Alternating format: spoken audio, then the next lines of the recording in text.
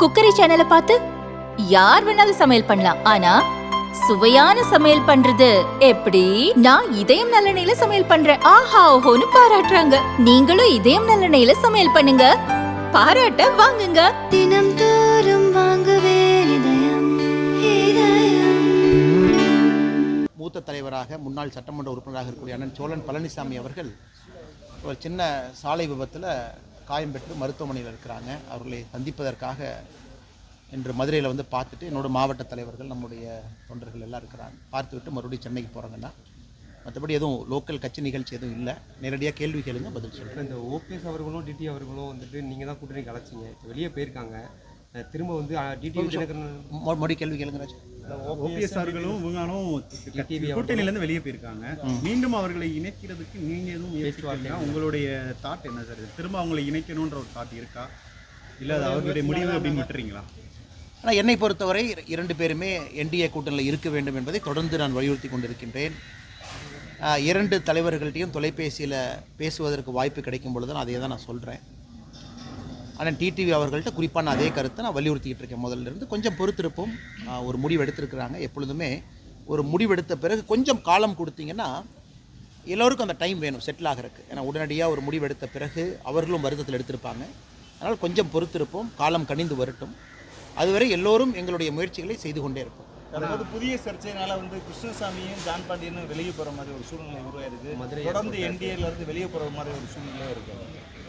நான் இது வந்து கிருஷ்ணசாமி அண்ணனாக இருக்கட்டும், ஜான் பாண்டியன் அண்ணனாக இருக்கட்டும், இருவருமே அவங்க கொடுத்துருக்கக்கூடிய பத்திரிகை குறிப்பை நான் பார்த்தங்கன்னா அவங்களுடைய தரப்புலேருந்து அவங்க கொடுத்துருக்குறாங்க. அதை பற்றி நான் இப்போ கருத்து சொல்ல விரும்பலைங்கன்னா, பாரதிய ஜனதா கட்சியோட நிலைப்பாடு உங்களுக்கு தெரியும். நம்ம எப்பொழுதுமே பசும்பொன் முத்துராமலிங்க தேவர் ஐயா, தெய்வ திருமகன் அவர்கள் வந்து கடவுளாக நம்ம நினச்சிக்கிட்டு இருக்கிறோம், கூட இருக்கிறோம். எப்பொழுதும் அவருக்கு அந்த மரியாதை கொடுத்து கொண்டிருக்கின்றோம். நம்முடைய பாரத பிரதமர் நரேந்திர மோடி ஐயாவிலிருந்து தொடர்ந்து நீங்கள் பார்க்குறீங்க. அதே நேரத்தில் இமானுவேல் சேகரன் ஐயாவுடைய விழாவிற்கு எல்லா ஆண்டும் கூட பாரதிய ஜனதா கட்சியினுடைய தலைவர்கள் எல்லோரும் போயிட்டுருக்கோம். நானும் கடந்த 4-5 ஆண்டுகளாக தொடர்ந்து சென்று கொண்டிருக்கின்றோம். அதனால் எங்களை பொறுத்தவரை அது எதுவும் சர்ச்சையாக நான் பார்க்கவில்லை. பொறுத்திருப்போம். இது ஒரு பெரிய விஷயமாக நான் பார்க்கலிங்கன்னா, எல்லோரும் அவங்கவுங்க கருத்தை வச்சிருக்கிறாங்க. அதனால் இது எங்கேயும் சண்டை ஏற்படுவதற்கான ஒரு சூழ்நிலை அப்படின்லாம் நான் பார்க்கல. மறுபடியும் அதே தான், காலம் இருக்கிறது, பொறுத்திருப்போம், எல்லாம் சரியாக இருக்கும். டிடிவி அண்ணன் வந்து என்ன சொல்கிறாருன்னா, நயினார் நாகேந்திரனால தான் இப்போ நான் வெளியேறினேன், முன்னாடி இருந்த அண்ணாமலைனால நான் எந்த பிரச்சனையும் இல்லை இருக்கிறவங்க. ஆனால் கருத்து சொல்லப்பட்டு விட்டது. நயினார் நாகேந்திரனை பேசிட்டாங்க, மாநில தலைவர் அவங்க பேசிட்டாங்க. திரும்ப திரும்ப அதை நோண்டி இப்படி சொன்னாங்க அப்படி சொன்னாங்க அப்படின்னு நம்ம பேசுகிறது யாருக்குமே அழகல்ல. பிரச்சனை முடிஞ்சதுன்னு தான் நான் பார்க்குறேன். ஒரு கருத்து வச்சுருக்கிறாங்க, இன்னொரு பக்கம் கருத்து சொல்லியிருக்கிறாங்க. அதோடு முடித்து விட்டு அடுத்த வேலையை பார்க்க எல்லோருமே போகணும். நான் ஏற்கனவே சொன்னது போல் காலம் கனிந்து வரட்டும், கொஞ்சம் பொறுமையாக இருப்போம். இன்றைக்கே திரும்ப திரும்ப அதை நோண்டி குத்தி இப்படி சொன்னாங்க அப்படி சொன்னாங்க, நீங்கள் என்ன சொல்கிறீங்க அப்படிங்கிறது அரசியலில் சரியாக இருக்காதுங்கன்னா, டிடிவி தினகரன் அண்ணனை பொறுத்தவரை நான் தொடர்ந்து சொல்வது இதுதான். ஒரு நல்ல தலைவர். என்டிஏ கூட்டணியில் 2024 வந்தாங்க. பாரதிய ஜனதா கட்சி தமிழகத்தை வழிநடத்தி கொண்டிருக்கக்கூடிய அண்ணன் நயினார் நாகேந்திரன் அவர்கள் எங்களுடைய தலைவர். அதனால் எங்கேயும் கருத்து வேறுபாடுகளுக்கு இடம் இருக்காது. பொறுத்துருங்க. இன்னும் 7-8 மாதம் இருக்கும்பொழுது இன்றைக்கே அவசரம் பண்ணணும். ஆளுங்கட்சியை பார்த்து ஆளுங்கட்சி வந்து தாவேக்காவை பார்த்து உச்சகட்ட பயத்தில் இருக்கு அப்படின்னு விஜய் சொல்லியிருக்காரு. திமுக அண்ணா, அதாவது இன்னைக்கு சகோதரர் விஜய் அவர்கள் கட்சி ஆரம்பிச்சிருக்கிறாங்க. மதுரை மண்ணில், இதே மண்ணில் வந்து இப்போ தான் மாநாளெலாம் நடத்தி முடிச்சிருக்கிறாங்க. ஆனால் ஒரு கவர்னன்ஸ் பாலிட்டிக்ஸ் அப்படிங்கிறது 24 மணி நேரம் செய்யக்கூடிய ஒரு வேலைங்கண்ணா. நீங்கள் அவைலபிளாக இருக்கணும். அது ஒரு முழு நேர வேலை. ஒரு முதலமைச்சராக, அமைச்சராக, சட்டமன்ற உறுப்பினராக, பாராளுமன்ற உறுப்பினராக, இல்லை கட்சியினுடைய தலைவராக 24 மணி நேரமும் களத்தில் இருக்கணும். இன்றைக்கி தமிழக மக்கள் என்ன எதிர்பார்க்குறாங்கன்னா, இன்றைக்கி தாவேக்கா நாங்கள் ஒரு சீரியஸான கட்சி, தமிழக மக்களுக்கு ஒரு மாற்றம் தரக்கூடிய கட்சின்னு அவங்க சொல்கிறாங்க அப்படின்னா, அதே வேகத்தை களத்தில் 24 மணி நேரம் பார்க்க வேண்டும் என்று நினைக்கின்றார்கள். சனிக்கிழமை மட்டும் நான் பிரச்சாரத்துக்கு வருவேன், சனிக்கிழமை மட்டும் மக்களை பார்ப்பேன், ஞாயிற்றுக்கிழமை மட்டும் மக்களை பார்ப்பேன், மற்ற திங்கள், செவ்வாய், புதன், வியாழன், வெள்ளி நான் பார்க்க மாட்டேன் அப்படிங்கிறது ஒரு புதிதாக வந்திருக்கக்கூடிய அரசியல் கட்சிக்கு ஒரு பொறுப்புமிக்க தலைவர் அந்த மாதிரி செஞ்சே கிட்டத்தட்ட டிசம்பர் வரைக்கும் நம்ம கொண்டு போயிட்டோம் அப்படின்னா மக்கள் வந்து டெஸ்ட் பண்ணுவாங்கண்ணா. இது எல்லாமே அதுக்கான காலம். இன்றைக்கி தாவேக்கா வந்து நாங்கள் திமுகவுக்கு எதிரி அப்படின்னு அவங்க பறைசாட்டுறாங்கன்னா, அந்த வேகத்தை களத்தில் காட்டும் பொழுது மக்கள்கிட்ட தான் மக்கள் நம்புவாங்க. இன்றைக்கி ஏன் திராவிட முன்னேற்ற கழகத்திற்கு மாட்டு தேசிய ஜனநாயக கூட்டணின்னு மக்கள் நம்புகிறாங்க, எதிர்பார்க்குறாங்கன்னா, இன்றைக்கி தலைவர்கள் ஃபுல் டைம் அவைலபிளாக இருக்காங்க. நம்ம எதிர்க்கட்சி தலைவராக இருக்கட்டும் முழு நேரம் ஒரு பக்கம் இருக்கிறாங்க. பாரதிய ஜனதா கட்சியினுடைய தலைவர்கள் முழு நேரம் அவைலபிளாக இருக்கிறாங்க. யார் வேண்டாலும் ஒரு பொதுமக்கள் யார் வேண்டுமானாலும் சந்திக்க முடியும். பாரதிய ஜனதா கட்சியினுடைய கூட்டங்கள் பார்த்தீங்கன்னா தினமும் நடக்கும். அதனால் தாவேக்காவை பொறுத்தவரை நான் வெளியிருந்து சொல்லுகின்ற கருத்து, நாங்கள் தான் மாற்று, நாங்கள் தான் எல்லாத்துக்கும் மாற்று, தமிழகத்திற்கு நாங்கள் தான் விடிவெளின்னு அவங்க சொல்ல வர்றாங்கன்னா 7 நாட்களும் மாதத்தில் 31 நாளும் 30 நாளும் 24 மணி நேரமும் மக்களுக்கு அவைலபிளாக இருக்கும் பொழுது மட்டும்தான் ஏற்றுக்குவாங்க. கட்சியினுடைய தலைவரே நான் மக்களை பார்ப்பேன், ஆனால் வீக்கெண்ட் மட்டும்தான் பார்ப்பேன், நான் திங்கள்லேருந்து வெள்ளிக்கிழமை வரைக்கும் பார்க்க மாட்டேன்னா எந்த அளவுக்கு சீரியஸாக அவங்க அரசியல் களத்தையும் பாலிடிக்ஸையும் எடுத்துக்கிறாங்க அப்படிங்கிற கேள்விக்குறி மக்கள் வைக்கிறாங்க.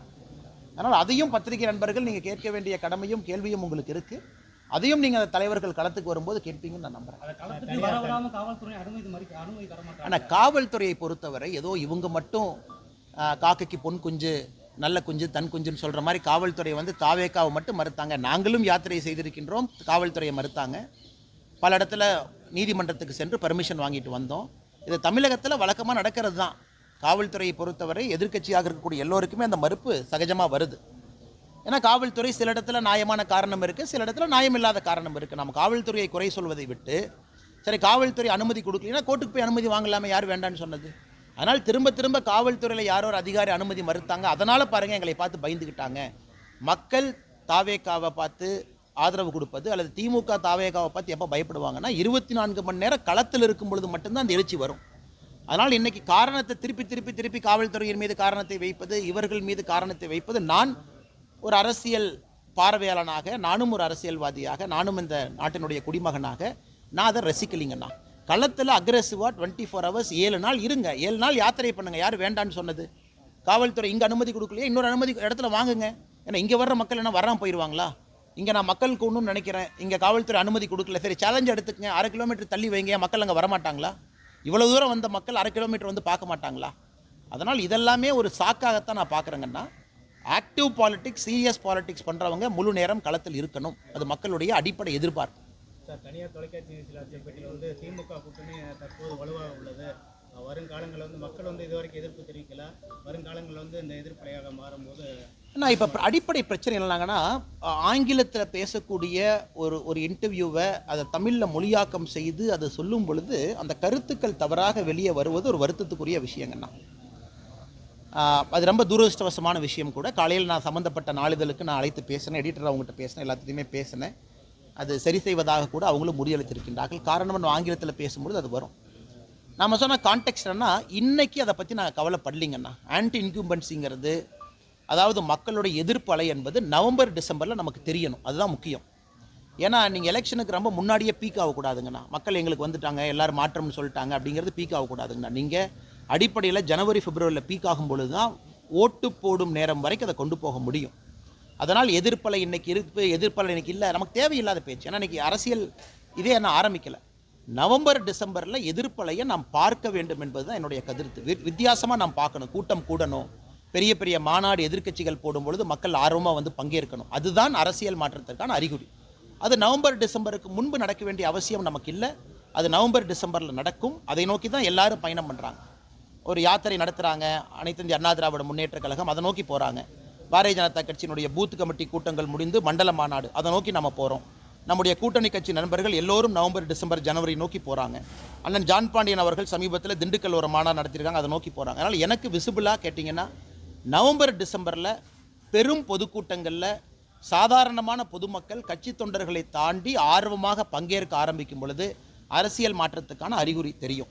அதனால் இது புது ஸ்டைல் எப்படின்னாங்கன்னா, நாம் ஒன்று பேசுவோம், அதை ஏதாச்சும் ஒரு பத்திரிக்கையில் அவங்க மாற்றி போட்டுருவாங்க அல்லது வேறு மாதிரி போட்டுருவாங்க. அதை வச்சு 4 பேர் கேள்வி கேட்பீங்க, அதுக்கு நாம் ஒரு எக்ஸ்ப்ளனேஷன் கொடுப்போம். இது தமிழ்நாட்டில் ஒரு புது ட்ரெண்டாக உருவாகிட்டு இருக்குங்கண்ணா. அதனால் சம்மந்தப்பட்ட பத்திரிகையின் மீது எனக்கு பெரும் மதிப்பு இருக்குது. பட் இந்த நேரத்தில் ஆங்கிலத்திலிருந்து பேசும்பொழுது யாரோ ஒரு ரிப்போர்ட்டர் அதை பார்க்குறாங்க, அதை வந்து நம்ம நிறைய கருத்துக்கள் சொல்கிறோம். 34 நிமிஷத்தில் நம்ம அவ்வளோ விஷயங்கள் பேசும்பொழுது அதில் ஒரு லைன் எடுக்கிறாங்க, அதை அவங்க மொழிபெயர்த்து போடுறாங்க. ஆனால் நான் சொன்ன கருத்து அது இல்லைங்கண்ணா. நன்றி. ஓபிஎஸ் ஆதரவு எம்பி வாக்கு அளித்திருக்காரு, அதை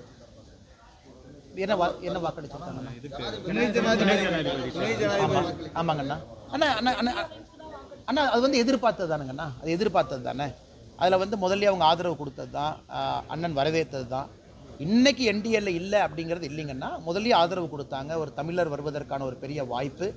அதனால் இது எப்பவுமே தொடர்ந்து பார்க்குறதுக்கு முன்பு கூட இல்லை, தொடர்ந்து பார்லிமெண்ட்டில் எப்பவுமே நமக்கு வந்து பாரத பிரதமர் நரேந்திர மோடி ஐயா அவர்களுக்கு ஆதரவாகத்தான் எப்பொழுதுமே ஓபிஎஸ் ஐயா இருந்திருக்கிறாங்க. அவர் சம்பந்தப்பட்ட எம்பிக்கள் இருந்திருக்கிறாங்க, அதில் எந்த மாற்று கருத்தும் இல்லை. இன்னைக்கு நடந்திருப்பதும் அப்படித்தான் நான் பார்க்குறேங்கண்ணா. சரி பார்ப்போமாங்கண்ணா, இந்தாங்கண்ணா. Thank you brother. ஒரு லெமன் கொடுத்துட்டு போகிறேன். Take care. பார்க்கணும் எல்லாத்துக்கும்.